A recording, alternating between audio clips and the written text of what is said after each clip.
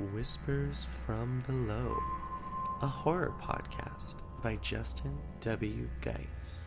Scary stories, both real and fake. Hello, listeners. Welcome to Season 1, Episode 13 of Whispers from Below, a podcast by a madman for madmen. I'm your resident psychopath, Justin W. Geis, and today's topic of discussion is Spoopy video games. And yes, I did say Spoopy, that is not a typo. So first of all, I just want to say this is very exciting. This is the first episode that I'm going to call like a special quarantine bonus episode, if you will. These are going to be going up every Thursday. So that way you'll have one episode that's going to go up during the weekend and one episode that'll go up for the week. I figured this was a really good time to do it. If you think that it should go up on a different day, anything like that, please let me know. But this is the schedule that I decided upon because I thought it would be the best one. As far as anything else, this episode is pretty chill. I would say it's probably acceptable for anyone to listen to because I'm not going to be going into a ton of detail about each game. I don't want to give too many spoilers about any of the games. I just want to give a basic plot, why it's scary, what it did for the industry, whatever, and then move on. I'm not really trying to explain the really messed up parts of each game. I'm just trying to give you a sort of vague outline of each game. We do have a lot to get through, so this might be a little bit of a longer episode. But yeah, this is probably fully acceptable for a younger listener to listen to. But I will say, as a note, listening to this episode and playing each game is very different. Listening to somebody talk about that game scared me versus actually playing a game and seeing what's in it. Some of the content in these games is a little graphic, so just keep that in mind if you decide to play any of these games and you're a little bit younger. Maybe don't. But without further ado, let us get into the episode. So I want to start with a very popular game that's not actually a game that I'm pretty sure everybody that is at least remotely interested in video games has heard of. It's called PT, which stands for Playable Teaser. It's an FPS that was published by Konami for the PS4 in August of 2014. And they released it as like a demo. And it's actually a trailer for a game called Silent Hills that was canceled, and it will never, ever happen. This game was a collaboration between Hideo Kojima and Guillermo del Toro. Sorry, I really was afraid I was going to say that wrong, and I love him, but I'm really bad with names. And for those of you that don't know, Guillermo del Toro is like a famous movie director, and Hideo Kojima is like a very famous video game person, director, writer, sort of thing. And they both do crazy, wild things. So the fact that they were going to make a Silent Hill game was like really, really, really cool, and everybody got really pumped. PT blew up on the internet. Basically, the game is that you walk through these like haunted corridors, and every time you get to sort of like the end of the level, it takes you back to the beginning of it again. You're just walking through this house, but every time you walk through, something's a little bit different, or there's a scary puzzle that you have to solve, or something else happens, or there's a noise, or like it's really it sounds plain and boring, but it's very, very unnerving. It creates this sort of like tension. There's jump scares, there's all these cryptic puzzles. I wrote in all caps horrifying. If you've ever watched playthroughs of it, it doesn't really exist anymore, and we'll get into that in a second. But basically they took it down off of the PlayStation Network after the game got canceled, and everybody freaked out because they were like, this is amazing, whatever. So fans started recreating the game, but pretty much every time somebody recreates it, Konami shuts it down really fast. There was one guy that actually developed it for VR, which like I don't know why anyone would ever want to play that game in VR. It's so scary and horrifying. But if you look up videos of it, it's one of those games that's like, it doesn't sound like it would be scary. You're just walking, but it is terrifying. It's one of the scariest games I've ever seen in my entire life, and it really messed me up. Another game that we're going to talk about, which is, our super popular game again, is Dead Space. Dead Space is a third-person shooter that was developed by EA Redwood Shores. They made it for Windows, PS3, Xbox 360. and they released all of that in October of 2008.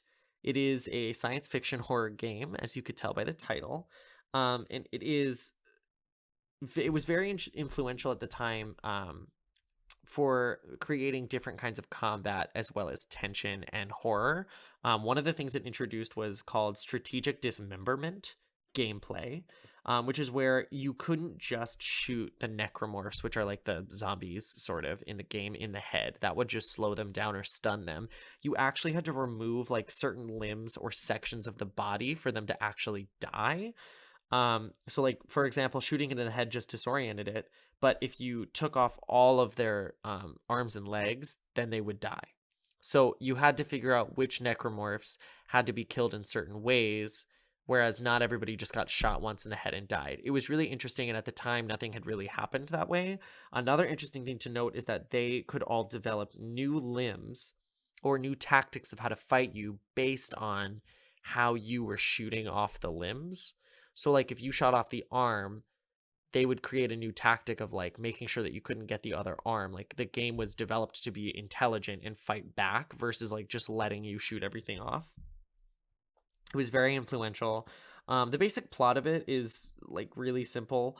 In 2508, so like super far ahead, these things called markers, quote unquote, are found, and they're like this black alien material that emits EMFs or electromagnetic fields that people believe could provide like infinite energy for planet Earth, because planet Earth is starting to sort of fail with their energy crisis.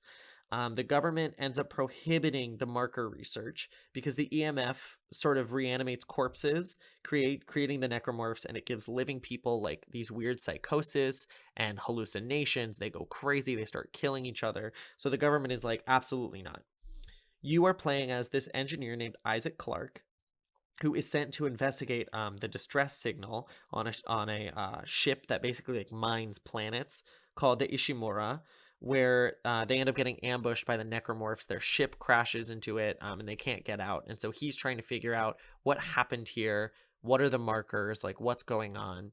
And that's pretty much the whole game, is you trying to explore and whatever. I believe your wife dies in like the first 10 minutes of the game, which is like really brutal. But it's a really scary game, and you should definitely go check it out. It's considered like one of the most innovative games at the time. Like it was a really, really great game. You can look up Let's Plays of it.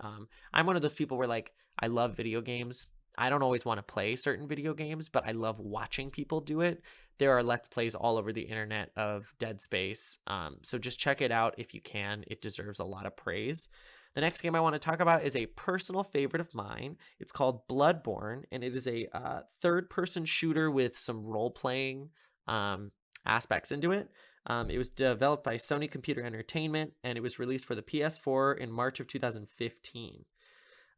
It is a PlayStation exclusive, meaning that they wanted this to be just for PlayStation, so that you had to get PlayStation to play this game.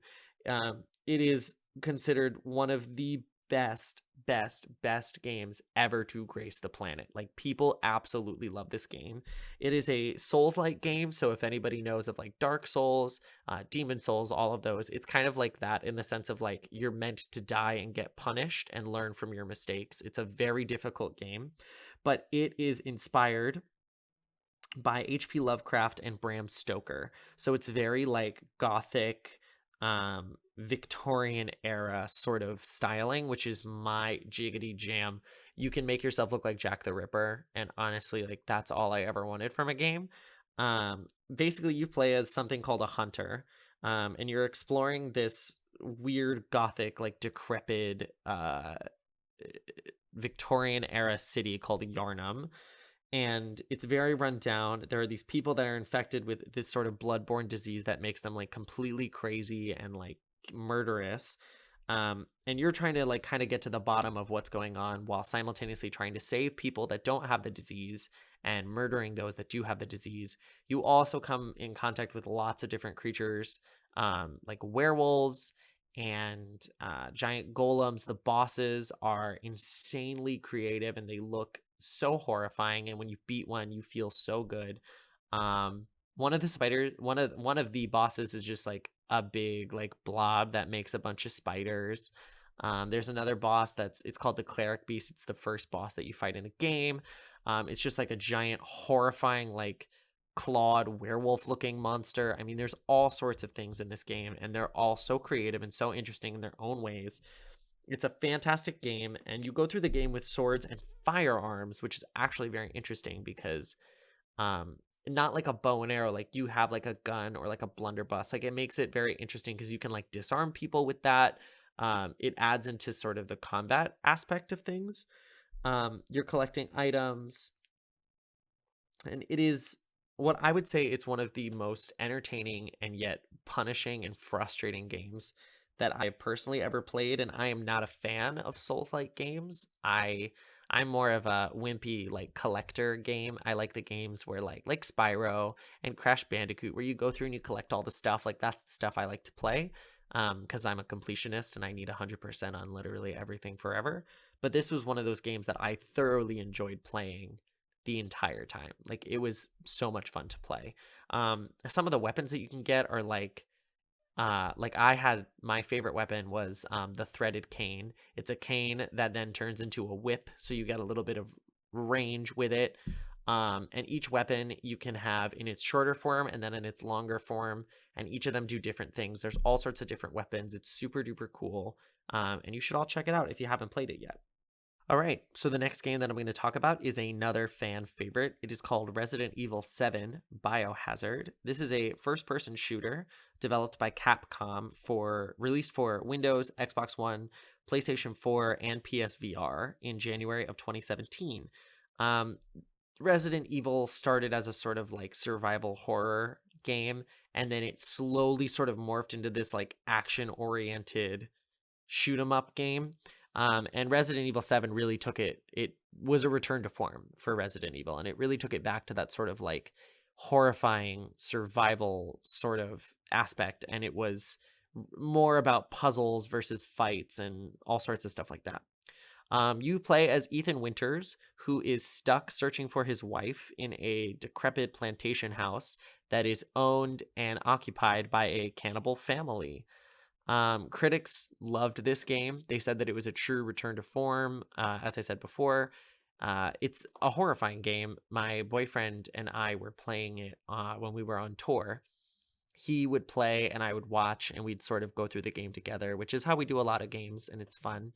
But that one in particular was there are just moments where you're like, something's gonna happen, and even if it doesn't, you feel uneasy about it. Like you're like, why didn't anything happen there? It's a really good game. It does a good job blending like jump scares and just general anticipation and worry into the whole thread of the game as you go about it. There is combat in it, like there are boss fights and stuff that you have to do, but most of it is about hiding, escaping, and it's more like puzzle and atmosphere based than about the fights themselves, which is unlike the Resident Evil games that we have gotten as of late. The next game that I'm going to talk about is called Until Dawn. I'm sure that I'm talking about games that all of you have either played or heard of if you're a video game fan. I mean, these are really popular games that everybody's talking about, but I'm not giving any spoilers. If you want me to do any episodes that are strictly on one of these games and talk about the whole plot and how it's done and the development and whatever, that would be super cool to do. So let me know if that's an interesting thought to all of you, or like games like Resident Evil. If you want me to go through the whole franchise of them, talk about each game individually, let me know. I'm willing to do those episodes too. Back to Until Dawn. This was it's an interactive drama, but when you're going about the game, it's done in third person. But you're playing as like 8 different people. It was developed by Sony Computer Entertainment, and it was released for PS4 in August of 2015. The game is basically that you control these 8 like young adult, like college age kids, like probably around my age, that have to survive in a cabin in Blackwood Mountain. So this game is less about combat and less about exploration as it is about like quick time events and how what you do affects life. So this game introduced what's called the butterfly effect system, and this is where like the choices that you make even in the beginning of the game, like right off the bat, influence how the rest of the game is played. So there are so many different endings. Like there are 6 like quote unquote different endings. But in truth, there are like 256 different ways that you can go about the way to get to the end. And then I read somewhere that there's like over 1,000 ways to go through each branch of the game. So the replayability in it is really, really great. The point of the game is to save all 8 of them. That will not happen the first time that you play it. It won't happen. And it's really interesting to go back and then replay it and be like, okay, this is where I messed up. What did I do wrong? Did I mess up a quick time event? Was it something that I said in the beginning? It's a really fascinating game, and it's scary. It's got a good blend of jump scares, and it makes you anxious when you have to do the quick time events. It feels like you are participating in whatever's happening, whether it's you running away or attacking something. Like you really feel like you're a part of it, which is really cool. The producers of it, like the directors of it, whatever, they stated that they wanted this to be the video game equivalent of a slasher film, and I think that they really achieved that with this game. So check it out if you're more into a plot-based journey rather than like an action-based journey. The next game I'm going to talk about is called Dread Halls, and this is one that maybe some of you haven't heard of. It's a first-person shooter developed by White Door Games, and it was released for Oculus and Oculus Rift and VR stuff in March of 2016. It is a VR dungeon crawler that is procedurally generated, meaning that it's completely different every time you play it. So you can't figure out, okay, so this is where the lantern was last time, this is where the oil was last time. It's not going to be there. And it might be the second time you play, but the third time you play, it won't be. And the fourth time you play, it won't be. And then maybe the 8th time you play, it'll be back at that spot. It's different every time so that you can't figure out how to get out. You don't have any weapons. There's no combat. But there are monsters that can kill you. So every time you play, it's all running and hiding. You have to be very conscious of where you're going. One thing that this game did really well was giving you like positional audio cues. So like if something's behind you, you'll hear it behind you. So it really feels like you're walking through this like dark, dungy hallway. I don't really like VR personally because I get nauseous with all the movement. But I did play this game for a hot second back when like the Oculus like first came out. And I remember it was horrifying, terrifying, just a very, very scary game overall. It really lets you feel like you're in that weird dungeon. The monsters are scary, and you have to keep your torch lit up the whole time, which gets very, very difficult as you have to find oil or matches or things like that to keep everything light so that you can see where you're going. It's a really good game. Everybody should check it out. All of these are good games. I know I say that at the end of each game is like, check it out, but like, honestly, these games deserve some love. But I'll tell you which ones are like personal favorites that I've played, that I love, that I cherish, whatever. The next game I have never actually personally played. It's called Amnesia: The Dark Descent. And I know those of you that like video games are like, how have you not played this game? Because this seems like this would be right up my alley. It is an FPS, a first-person shooter, developed by Frictional Games, and it was released for Windows and Mac in September of 2010. And then it later got released in 2016 for PlayStation 4, and then in 2018 for Xbox One, and then in 2019 it was released for the Switch. So it's so popular that it keeps getting released year after year after year after year with like minor tweaks. You play this game as a man named Daniel who's exploring the Brennenburg Castle while keeping your health up and your sanity bar up the entire time. So you are completely, it's called Amnesia, so obviously you can tell you don't remember anything, but you have a note right off the bat that tells you that you did this on purpose. So the whole goal of the game is to go find and kill this guy named Alexander while hiding away from the monsters, and you realize that you purposefully wiped your own memory. As the game goes on, you start to discover why you did this, how you did this, things like that, why you're in this castle. You start to discover more about your past, about the castle itself.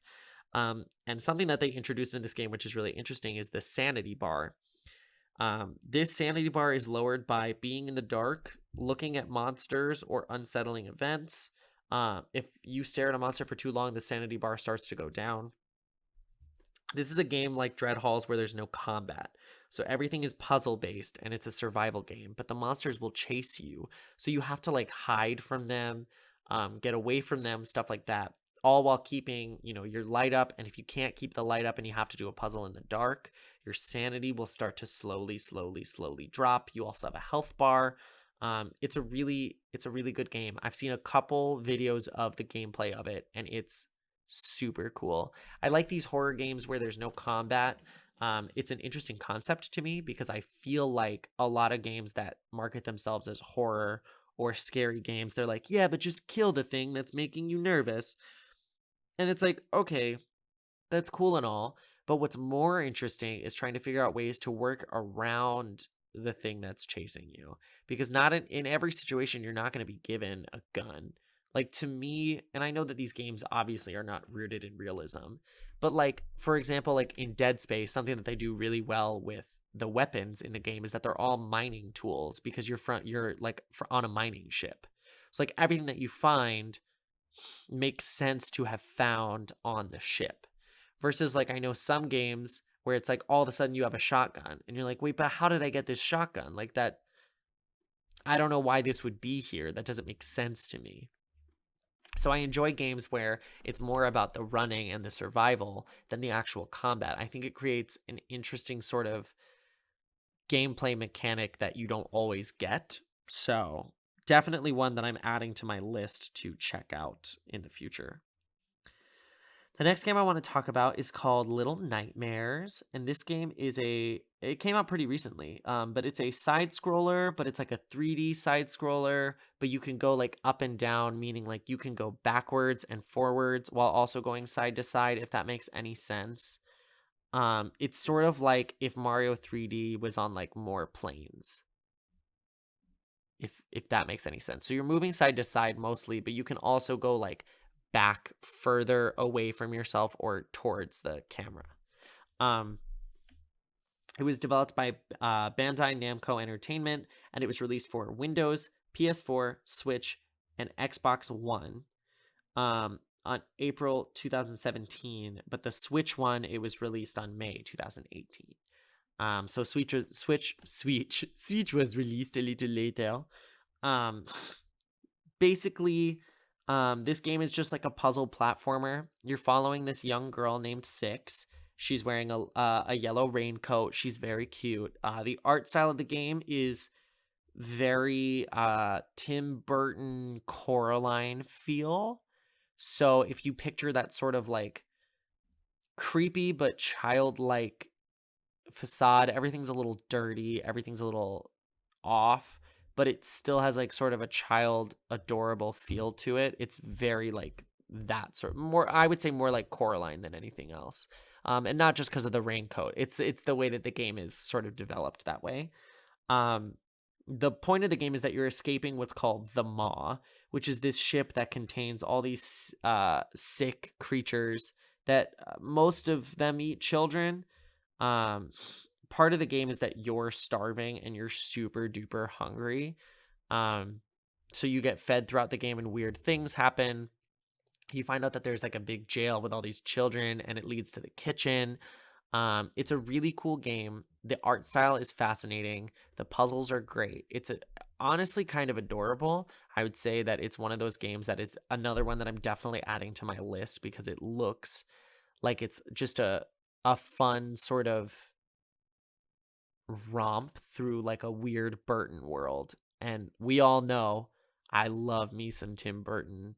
I have a Beetlejuice tattoo and a Nightmare Before Christmas tattoo. I'm absolutely obsessed with Tim Burton. So a game that's sort of in that style is exactly what I need in my life. The next game we're going to talk about, I would say, is definitely one of the greatest video games of all time. And I know that that's really bold. But it's Silent Hill 2, for those of you that don't know what I'm going to talk about. It is a third-person shooter developed by Konami, and it was released for the PS2 in September of 2001. And since then, I'm pretty sure that it's been redeveloped to go on like a bunch of different platforms because it's such a popular game. You play as James Sunderland, who is visiting the town, Silent Hill, after getting a letter from your dead wife saying that she's waiting for you there.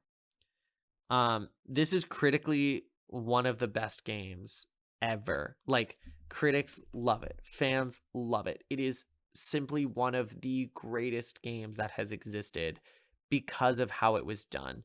The only thing about it that's a little wonky is sometimes the camera and the controls can be a little bit off, but the plot of it, the symbolism, everything is so great. Like, this game, they took so much time and love and effort in this game. They use like symbolism as the enemies. So like all of the monsters, aside from like Pyramid Head, who is like now iconic from this game, um, kind of have a meaning, a deeper symbolism meaning. There are these things called like bubble nurses. And they just have like these big bubble heads, but they're like really snatched and like really skinny and beautiful. And it's sort of like it's his wife gets like sick, and so like the nurses are sort of like representing his like sexuality towards the nurses when he couldn't express that with his wife that was sick. So everything sort of has a deeper meaning. There's a lot of scenes that are like disturbing in this game, and it was tackling these topics that had like never really been talked about before in a video game setting. They were still really touchy topics at that point. And some of it still is. There's some scenes that depict like sexual violence, like gruesome murders. There's like really disturbing imagery in it. And for the time, like we hadn't seen anything like this before, but it was done in such a tactful way that like you still enjoyed the gameplay and you still enjoyed your time with the game, despite it also having these like wild things happening during the game. It's fantastic. You should go check it out. If you're not going to play it, at least watch like a let's play or watch some gameplay of it so you can see what I'm talking about. It is by far one of the greatest games to ever exist. It is so clever and well done. Please go check it out. The next game is a game that I'm actually currently playing right now in quarantine. I'm replaying it. And it's called Bioshock. Bioshock is a family favorite. I never personally played it, but I remember my brothers playing it all the time. I think all of them had ended up playing it at one point, and I would just sit and watch, and then I'd get really, really scared and I would stop watching. Because as a kid, I know none of you would really believe this, but I was afraid of absolutely everything in the world. Nowadays, I don't really get scared that easily, and if I do, I kind of like it. Maybe that's masochistic of me, but as a kid, I was like afraid of the dark. I was afraid of everything in the whole world. You can ask my family. So like watching this game when it came out, absolutely not. It's a first-person shooter that was developed by 2K Games. It was released for Windows, Xbox 360 in August of 2007, and then it was released for PS3 in October of 2008. So when this game came out, I was like, not to date myself, but I was like 8 or 9-ish when this game came out. So at that age, to view a game like this was absolutely terrifying, and I did not at all want to be a part of it. Now, as an older adult, I'm like, wait a minute, why did I not love this game? This game is absolutely fantastic. You play as a guy named Jack. It all takes place in 1960. Your plane crashes in the water near the underwater city of Rapture. You go on this, like, you crash into this big tower, and you go up the tower, you go in this little bubble, and it takes you down and starts talking about Rapture. Rapture is this city that was meant to be a utopia for people with, I mean, this sounds bad to put it that way, but people with no moral compass. So it was meant to be a place where scientists and people of that like could live and do their research and not be judged by sort of the moral upper levels of people, if that makes sense. They discovered this this genetic mutation called Adam that's found like in these slugs under the sea. And it basically gives you like superhuman powers once they learned how to harness it. So like, for example, the first one you get in the game when you stab yourself is you get, they're called plastids. you get an electroshock. So now you can shoot like lightning out of your fingers. Like that's something that Adam can give you. But also it's like a very addictive thing, and it changes people and morphs them. So you end up traveling through this like sort of dystopia now, fighting these Adam obsessed people and trying to help those that have not been infected yet. You meet a couple doctors. You meet the iconic Big Daddies and the Little Sisters. I mean, if you know Bioshock at all, you know that those are like so iconic in the game. It's a great game. I'm replaying it, and what I will say is that it's definitely like the controlling of it is definitely dated, and you can feel it. You're like, oh, there are games that like handle combat so much better than this. Like they really handle it much better, but the game itself is really solid, and the plot is very interesting. It keeps you involved. I love the sort of like dystopian 1960s feel to it. They do a really great job of incorporating that sort of style in everything. And yeah, you should definitely play through that game if you haven't yet. And it has 2 sequels, so if you like the first one, play the second one. They improve on the combat, then play the third one. Just keeps getting better. The next thing I'm going to talk about is another one that people thought was so innovative for the time. It's called Alien Isolation.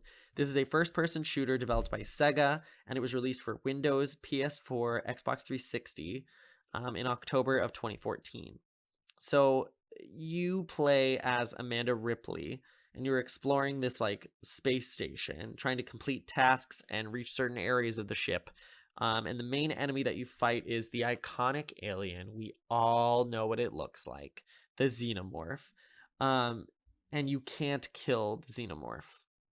So the only way to escape the xenomorph is to sort of hide and use stealth and survival skills versus fighting it head on, which is something that had not really been done in a game before. Another interesting thing to note is that instead of having a predetermined route, the alien hunted you actively as though it was another player in the game. So if you were making a lot of noise in a part of the ship, the xenomorph would come to that part of the ship. It was the first time that something like this had really been developed versus doing like a predetermined, when you walk into this room, the xenomorph will appear. Like it actually stalked you in the ship, which created a lot of tension because every time you played it, it was a different experience. You did have to do actual combat with like other passengers or other things on the ship, but you had very limited ammo. And the focus on the fights was super minimal. It was more about the survival and the horror of this thing stalking you. So you had to like outrun it at one point and then like hide. Like there was all sorts of ways that you could work around the xenomorph, but you couldn't kill that. So it follows you the whole game. It was super cool, super great. I've watched a lot of Let's Plays of it, and it's really fascinating to watch. So, as I said, with every other game, go check it out. The next game I want to talk about is a game that, again, my boyfriend and I are currently playing together, which is called Dead by Daylight. It's a third-person shooter and also a first-person shooter developed by Behavior Interactive.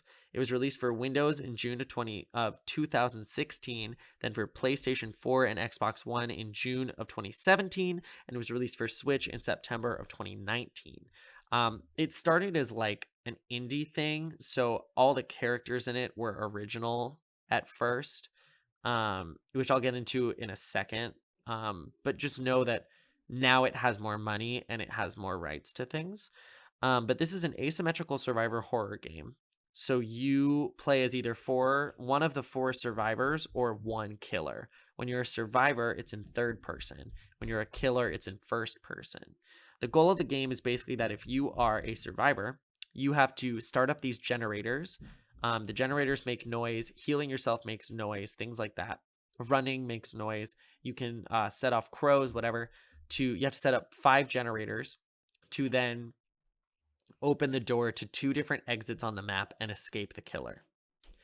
The killer's job is to find you, cut you down, and put you on a hook for the entity, which is like a giant being that you feed people to kill said survivors. They have all sorts of different killers. Originally, like I said before, They didn't really have rights to anything, so when they made the killers, they made them like loosely based on other people. Like there's one called the Hillbilly, and it's very clearly a reference to Texas Chainsaw Massacre. And then later they got rights to Texas Chainsaw Massacre. So like you'll see as the game started to develop and they got more rights for new people, they were able to sort of put more real horror people in there instead of these like off-brand, no copyright law characters. So, the killers have like varying abilities and things that they can do. For example, you can play. He's called the Cannibal, but it's the murderer from Texas Chainsaw, and he has a giant chainsaw, and that's his like special ability is that he can use the chainsaw and it cuts people down in one hit. Another character that you can play is you can play the guy from Scream, the Ghostface. And his ability is that like he can crouch and sneak up on you and be stealthy and like stalk you and then jump out, and he's really fast.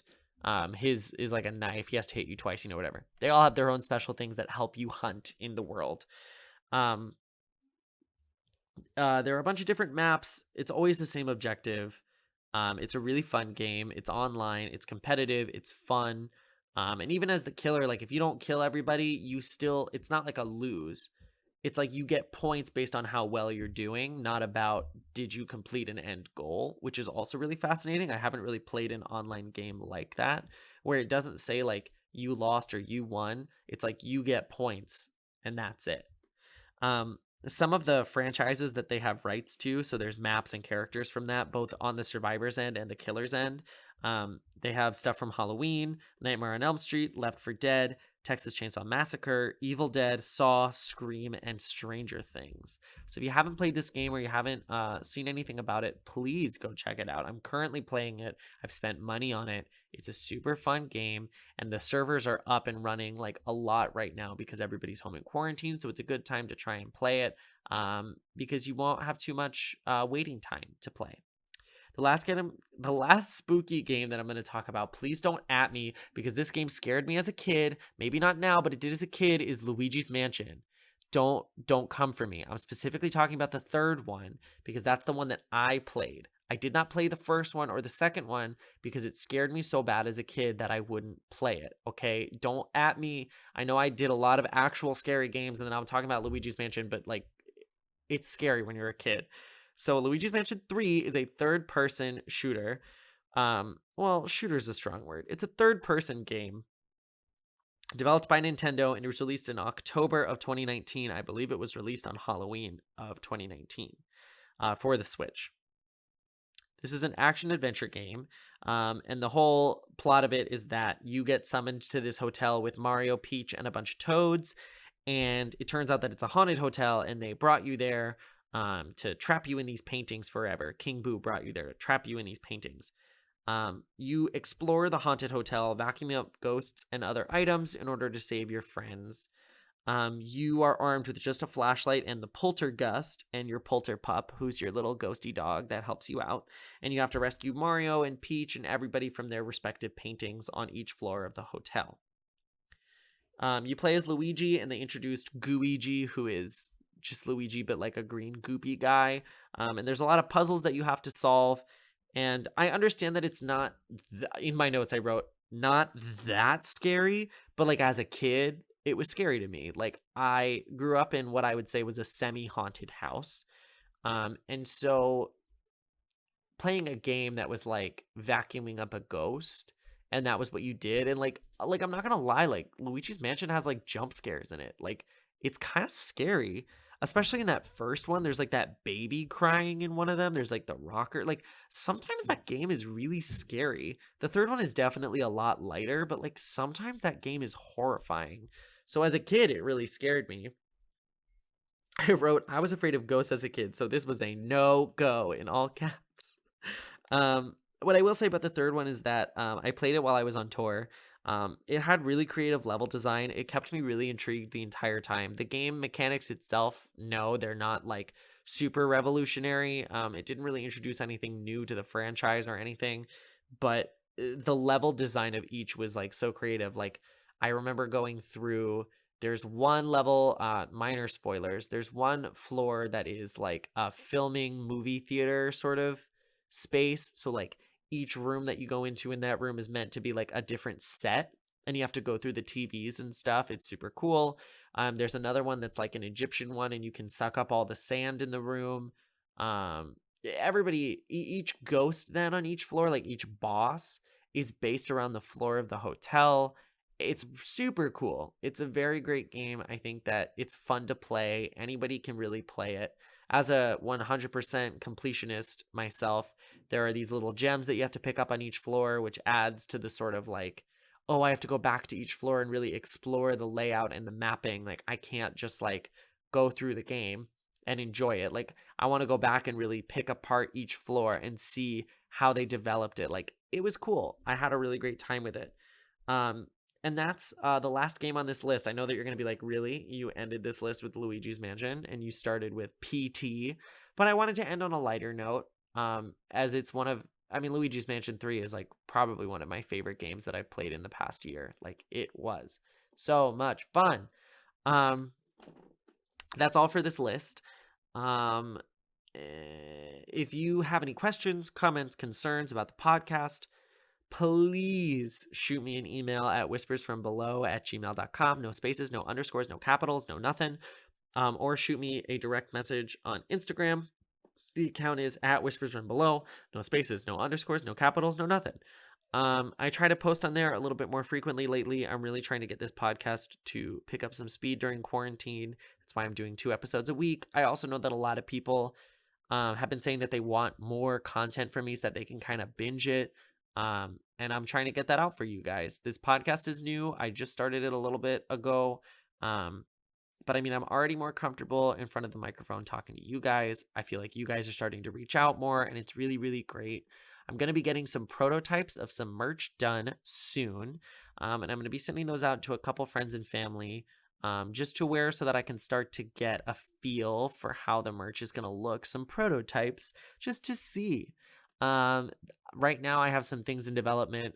Things I'm thinking about are t-shirts, hoodies, the notebook that you guys have already seen on Instagram, the hat that you've already seen on Instagram.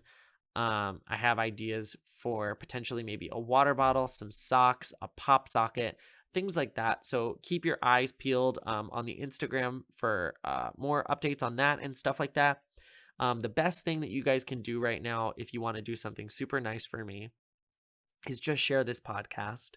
Even if you come across it and you listen to it and you say, wow, this is really not for me.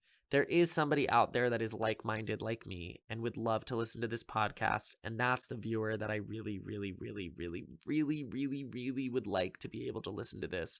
So please share it. You don't even have to share it on social media, just with one friend. Tell them about it. Word of mouth is so great. Even if you just text it to someone and say, hey, take a listen to this, you might like it.